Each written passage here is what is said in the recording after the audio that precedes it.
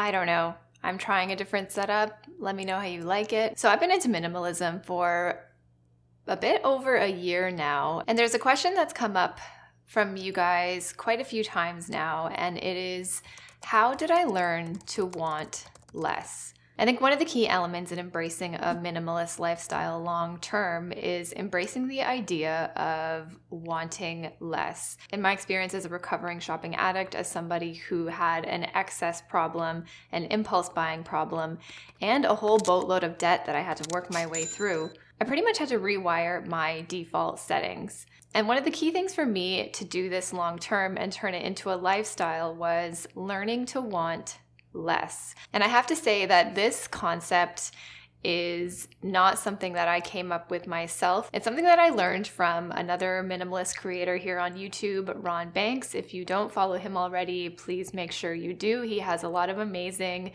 and insightful, thought-provoking minimalist content. So full credit goes to Ron when it comes to this idea of wanting less, because as soon as I heard him say that, and as soon as I watched that video, all the pieces sort of fell into place for me. So knowing that we should try to want less, how do you actually do it?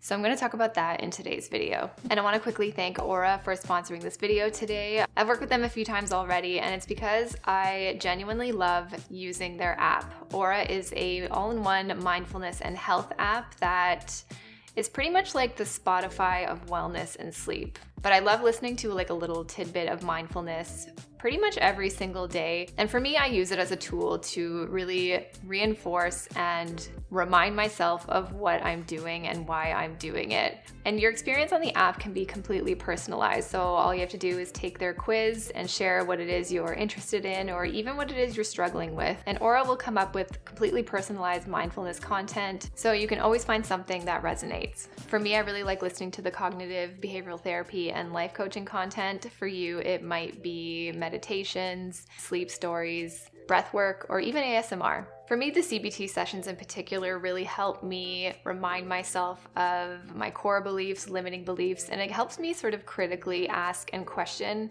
why I think the way that I do, and find ways to sort of challenge those ways of thinking. And Aura's content is created by hundreds of expert coaches and therapists from around the world. So I really think there is something for everybody on this app. So thanks again to Aura for sponsoring this video. And if you were interested in trying it out yourself, you can get 25% off if you click the link in the description down below. And everybody has access to a free 7-day trial no matter what. So check it out. Let me know how you like it. So once I understood that wanting to want less was a key in my minimalist journey, I had to understand and start deconstructing and thinking about how I was actually going to do that. I think many of us are very used to living in a world where more is better. More money, more space, more vacations, bigger house. We're constantly in this cycle of upgrades and replacements and trend setting. More is always more. So when I started considering how I was actually going to start wanting less and creating that as a genuine desire in my life, the first thing I did was question why I was never satisfied. Because when we think about wanting things, it's because we're trying to solve a problem, we're trying to replace something is no longer working or is missing in our lives, where adding this thing is suddenly going to solve that problem. But what I started noticing over time and over my closet bursting at the seams and my bank account being dwindled down to a negative net worth perpetually, it felt like I was getting all these things and satisfying all my wants and solving all of these problems that I was creating in my own head, but I was still not satisfied. Maybe those problems would be solved short term, or maybe some of those things that I brought in did solve and serve a practical purpose. But overall, I still felt empty, aimless, and like I needed to keep searching for that next thing. There was always something to want, always something to replace, and even if I did do that and fulfill that want, I still felt unsettled in some way. And it's because I never really considered how maybe less might serve me better. For example, when it came to my closet, I always thought more was better, that I needed to fulfill that exact style, that exact thing, that I needed these capsule wardrobe staples to complete my wardrobe. And I never asked myself if I had too much in my closet. Maybe having too many things was the reason I was so confused in my personal style and felt like I had to keep on shopping. I never questioned if taking things away would help me see things a little more clearly. And it really kind of comes down to the idea that if you keep doing the same thing, you're going to get the same results. I kept adding to my closet. I kept buying new things, spending money aimlessly, all in the pursuit of more. So kind of shaking up that idea and asking if less might be offering a better solution, that was one of the first ways that I considered the idea of actually wanting less. The second thing I needed to consider is that I pretty much always got what I wanted. If I decided that I wanted something, I never really said no to myself. So if it's in your nature to pursue what it is you want, set a goal and achieve it, why not pursue the goal of wanting less? Because when you know what it is you want, you're willing to change your behavior in order to get it. And I just had to shift it from always being more and impulsive to less. And when I considered things like always wanting more, I had to think about why I thought that more was always better. Why was that a default setting? And I asked myself questions like, what would I be taking away from myself by embracing less instead of more? Am I really going to be lacking? I guess I realized that embracing less didn't necessarily have to be this threatening thing, just like more wasn't necessarily the solution. The next thing that helped me want to pursue less was that I stopped looking for quick fixes. The quick fix to me is almost kind of the lazy way out. It's a little bit uncreative. I realized that getting what I wanted all the time in such an impulsive way, specifically in shopping, was really an easy way out. Spending all my time and energy pursuing more, I realized that it doesn't really require a lot of creativity. It doesn't present constraints for you to think outside the box, to come up with a solution using things that you already have or using less than you already have. I realized that my default solution to solving any problem was by adding more to fix it. And at the end of the day, I felt like my problem was never really solved anyways. It seemed to always add more into the mix. The next way I learned to want less was that I had to learn to practice gratitude.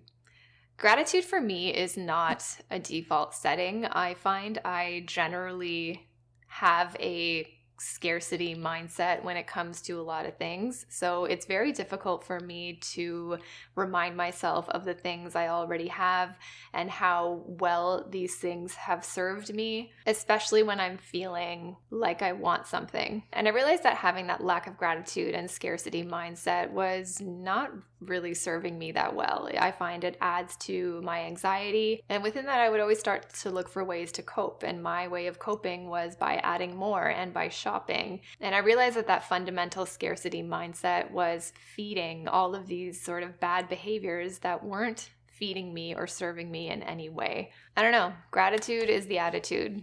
If you really think hard, these two ideas, the ideas of gratitude and wanting less, they couple together quite nicely. And they work together to create a true want of less. The next way I learned to want less was that I learned to find something to focus my energy on. Something different, something that fed me, something that challenged me. And for me, that's YouTube. I realized that pretty much 100% of the time that I catch myself wanting something, it comes very shortly after me spending a lot of time consuming other people's things, namely social media. And I find when I'm caught up in that consumption, it's never really for good reasons. It's because I want to feel mindless. It's because I'm trying to alleviate some boredom. It's never because I enjoy watching that channel. Whenever I catch myself consuming mindlessly, that's when I end up consuming mindlessly. And it's because I didn't really spend a lot of time trying to figure out what actually fed me. And if it's not YouTube, is it something else? Is it baking? Is it yoga? Is it learning to mend or make your own clothes? Is it volunteering? Looking within yourself and finding out what feeds you, you start to shift your focus away from stuff and wanting things all the time and put your energy into the thing that feeds you. A lot of the times I wanted more simply because I was bored and I didn't know what to do with myself. And I genuinely thought that shopping and buying stuff was a hobby and a way to be productive. And when I realized that there were so many consequences to this more mindset because I would mindlessly shop and mindlessly spend money and mindlessly always be in the pursuit of more, I realized that all those mindsets and behaviors were making me feel in a perpetual state of stress and unrest and feeling out of control. And when I started to focus my energy on things that I actually enjoyed and that actually fed me, and for me it's been YouTube, for you it can be something completely different, you need to do a little bit of self-exploration to figure out what that is, then you realize that you want to be spending your time doing the thing that feeds you. You don't have a lot of time for stuff and pursuing stuff, and you don't really have a lot of time to want stuff when you're doing something that fulfills you in a different way. And the final way I learned to want less was that I realized I had to.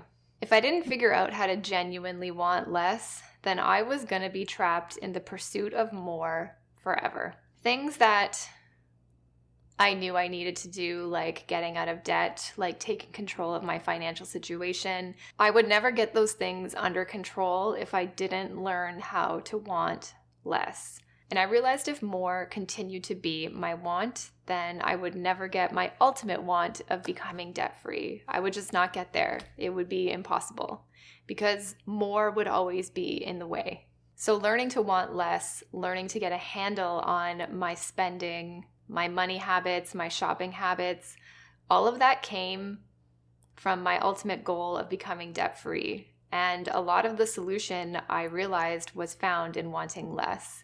And if I wanted to change my life, I realized I had to do it because I know myself and it really wouldn't have happened if I didn't. So those are some of the ways that I actually learned to want less. I think ultimately it's questioning what you truly want, what you truly see for yourself, and what the idea of more actually provides you. Does it make you feel better and more secure? Does it serve an actual purpose in your life? Or does it make you more stressed out? So I think the more you break down what more really provides for you in your life, the more you start to understand that maybe less may be better for you.